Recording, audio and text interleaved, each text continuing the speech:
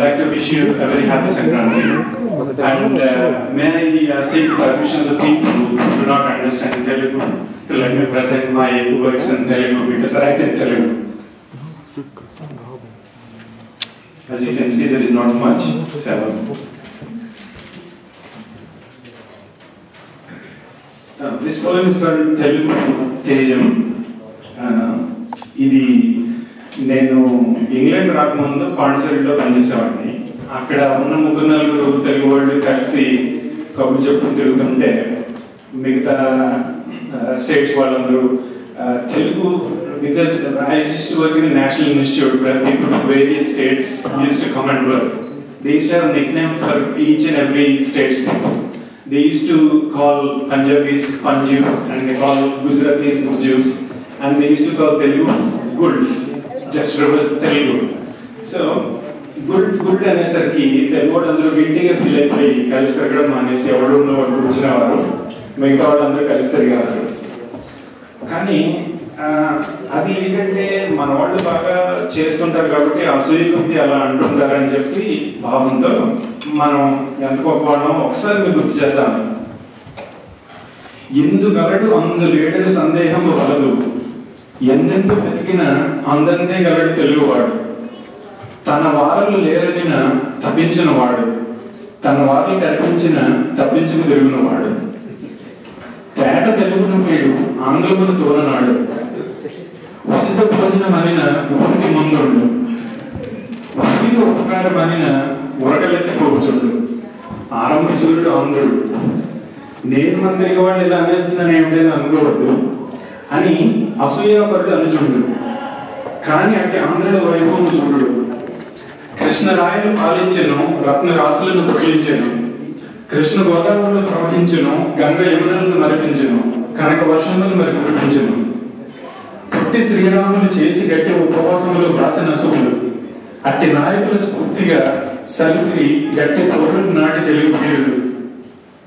అదిగో నడిచిపచ్చే తిరుమల వెంకటేశ్వరితో విజయలక్ష్మి, అదిలే విడిచి కడలే చెన్నపట్నం తమిళ తమ్మితో సుమ్మి, జాతిని నడిపించిన జెండాను అందించిన పింగళ వెంకన్న, ఉన్నత గిరిలెక్కిన వీమిగిరి ఒక పక్కన, దేశము నేలిన పీపీ పాలన బహుచక్కన, ఓ మేలుము సంజీవయ్య ఆ రోజులు మళ్ళీ రాబోయమయ్యా. ఇప్పుడు మన మీద వేసిన నిందలకు సమాధానం చెప్తాను నేను. ఊరందరి డొక్క మాడగా డొక్కా సీతమ్మ ఇంటి వాసముల వంట చరకుకి చేసి వండి వడ్డించి మరి, ఉచిత భోజనం అనిన వడ్డించుటకు ఊరికి ముందుండను ఆంధ్రుడు, గుడి పెట్టిన తుపాకులకు గుండెలు చూపినది ఎవరు, ఆంధ్రకేసరి ప్రకాశము పంతులు, ఆంధ్రుడికే సరి ఆ పంతము ప్రజా చింతనలు, ఊరికి ఉపకారం అనిన మున్ముందుకు ఉరకలెత్తి కొలుచుండను ఆంధ్రుడు, సాఫ్ట్వేర్ నా ఊరున వాడన ఎవరు మేలన జరుగునది మరి హైటెక్ పోరులే, గెలిచినది మన తెలుగు వీరులే. ఇక్కడ ఒక క్షణం అవుతాను, చాలా మంది సాఫ్ట్వేర్ వాళ్ళు ఉన్నారు కాబట్టి కొంచెం క్లాప్స్ ఎక్స్పెక్ట్ చేస్తున్నాను. ఆరంభ సూర్యుడు కాదు ఆంధ్రుడు, అసహాయ సూర్యుడు, అందరూ అసూయ చెందువాడు, అందరం ఎక్కిన అడుగు చూపువాడు, అందరూ మెచ్చిన తన విలియము వీడడు, అంతరిక్షయాన వేదికైన మన నాడు, అందరికీ ఆదర్శమై వెలుగులు మరి చూపుడు. అది అందుకని మన రూట్స్ మన గొప్పతనం మర్చిపోకుండా దానికి తగినట్లుగా మీరందరూ కూడా ముందుగా ప్రవర్తించి మన వాడు ఇంకా ముందుకు తీసుకెళ్తారని కోరుకుంటున్నాను. అయితే మన సంస్కృతి ఆచార వ్యవహారాలు వీటన్నిటిని నిలబెట్టుకుని ముందుకు తీసుకువెళ్ళడానికి భాష అనేది చాలా ముఖ్యం. ఆ భాషని మనం ఎలా మర్చిపోతున్నాం, మన తర్వాత తరం వాళ్ళు ఎలా మర్చిపోతున్నారు, దానిని ఎలా కాపాడుకోవాలని మీకు ఒక చిన్న చిట్కా చెప్దాము. ఇప్పుడు నేను చెప్పబోయే విషయం వింటే మీకు చాలా ఆశ్చర్యంగా ఉంటుంది. అవును, మరి ఈ కాలంలో కూడా మన పిల్లలు గాంధీ మహాత్ములు 3 రోజులు అంత ఆలస్యంగా తీసుకుంటున్నారు అంటే, కాకపోతే వాళ్ళ డైలాగ్ కాస్త మారేది.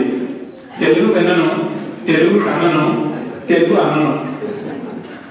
సందర్భం వచ్చింది కాబట్టి చెప్తున్నా, మీలో ఎవరైనా మహాత్ముడు కోతుల్నే ఎందుకు అనుకున్నాడు అని అనుమానం వచ్చుంటే వినండి. మనుషుల్లాగే ఒకరిని చూసి ఒకటి చెడిపోయి మానవులే కదా.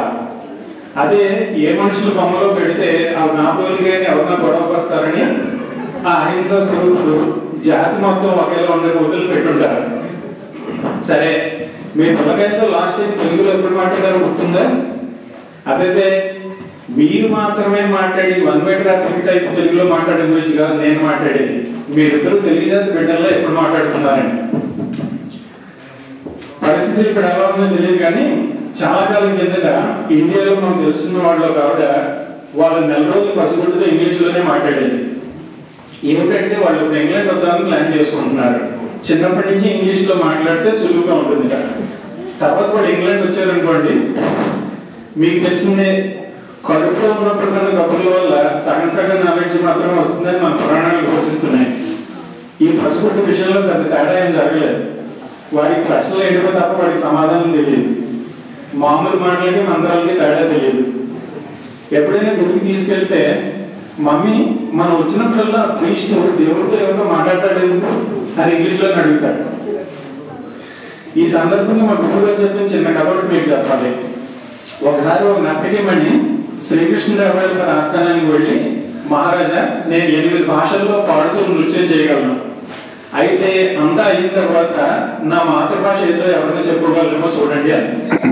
అంటే శ్రీకృష్ణదేవరాయల వారు ఆవిడ నుంచి ఏర్పాటు చేశారు. అయిన తర్వాత ఆవిడ సేవ తీరుతుండగా ముందు అష్టదిగ్గజాలను అడిగారు.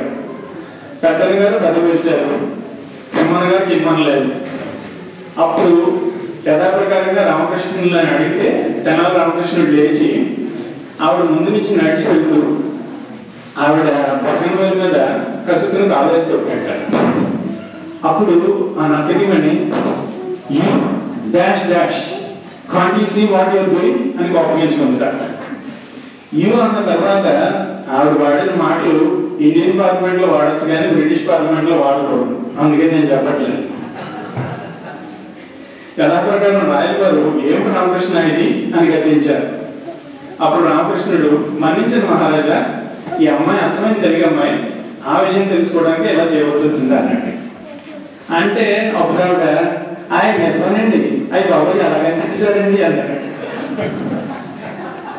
అప్పుడు సభను ఉద్దేశించి రామకృష్ణుడు ఎవరైనా ఏదైనా హఠాత్ సంఘటన జరిగినా దెబ్బ తగిలినా ఆశ్చర్యాన్ని బాధని వారి మాతృభాషలో వ్యక్తం చేస్తారు. కానీ అటువంటి సమయంలో కూడా ఇంగ్లీష్ లోనే మాట్లాడేవాడు తెలుగువాడు ఒకడే అని చెప్పి సమాధానం చెప్పారు. ఆ అమ్మాయి ఇంగ్లీష్ లో మాట్లాడింది కదా, ఇంగ్లీష్ అమ్మాయి ఎందుకు అవ్వకూడదు లాంటి లాజిక్ ఏమి పీకండి. మన మొహాలు చూసి ఇంగ్లీష్ వాడని ఎవరనుకుంటా చెప్పండి. మనందరం దక్షిణాది నిరుక్కుని ఉత్తర పడమల ప్రభావం వల్ల చిన్నప్పటి నుంచి 3-5 భాషలు నేర్చుకున్నాం. కొంచెం ఎదిగాక మార్కుల కోసం మృత భాషలు అవి కూడా చదివాం. దానివల్ల మనకి ఏమైనా కన్ఫ్యూజన్ వచ్చేసిందా? లేదే. మళ్ళాగా బయట దేశాల్లో ఉన్నవాళ్ళు పిల్లలకి తెలుగు నేర్పడం ఒక పెద్ద టాస్క్ కింద భావించి అదే 2-5 భాషలు నేర్పిస్తే చిన్నపిల్లలు కన్ఫ్యూజ్ అయిపోతారు. మేము తెలుగులోనే వాడిని ఎలా చిట్టి కన్నా అంటుంటాం, వాడికి ఆవకాయ పెరుగు అమ్మమ్మ ఇలాంటి మాటలు వచ్చు అంటారు.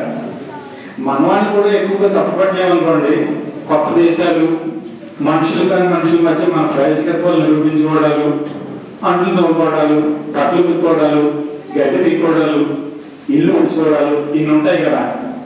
పైగా ఇక్కడ మన దేశంలో లాగా పిల్లలను చూసుకోవడానికి వాళ్ళకంటే ఒక గుడ్డే పొడుగుంది, వేరే దిక్కులేని బాల వైద్య సెంటర్లు కూడా ఉండరు. మేము చదువుకునే రోజుల్లోనే తల్లిదండ్రులు ఉద్యోగరీత్యా నార్త్ ఇండియాలో పెరిగిన వాళ్ళు మేము తెలుగులోనే మాట్లాడతాం, కాకపోతే I can't read Telugu you know అని చెప్పి గొప్పగా చెప్పుకునేవారు. మరి ఇప్పుడు వెస్టర్న్ కల్చర్ బాగా పెరిగిపోయి వేలకు వేలు పోసి స్కూళ్ళకి పంపేవాడు ఇంకేం మాట్లాడతారు. ఈసారి సెలవులకి ఇండియా వెళ్ళినప్పుడు ముంబైలో పిల్లల పరిస్థితి ఎలా ఉందో అనుకుని చెప్తాను.